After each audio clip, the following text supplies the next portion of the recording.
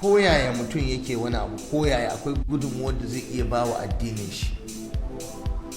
Wallahi kuskure ne Allah ya baka baki na iya waka, kana cin kuɗi da waka, ana saka muryoyinka a cikin waƙoƙi, amma wani ya zo irin ka ya zagi addininka, baka da bakin da zaka maida mai martani, kai asara.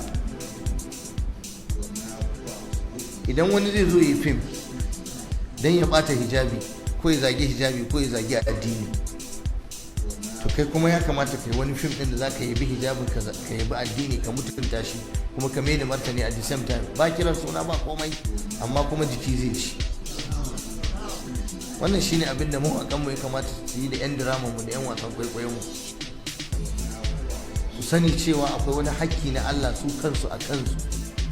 Duk inda aka taɓa musulunci to su mai da martani. Yanzu wani fim da aka nuna mun wata rana, 'yan kudu ne suke yinsa, 'yan fim ɗin kudin nan, jallabiya fara da ihrami, duk fim ɗin haka, da hula irin tashi gafe na ce ustaz ko liman, haka aka yi ta yi ta rashin mutunci da riguna irin namu na Hausawa, amma ƙarshen fim ɗin aibantawa ne, munantawa ne, cutarwa ne.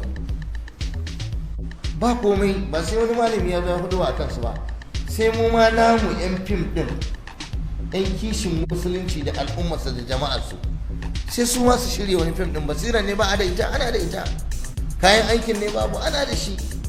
Sai ku duba ku gani, wannan taɓa addinin mu yanke mu bari mu da masa martani, a masa dukan da a fim ɗin jikinsa zai gaya masa.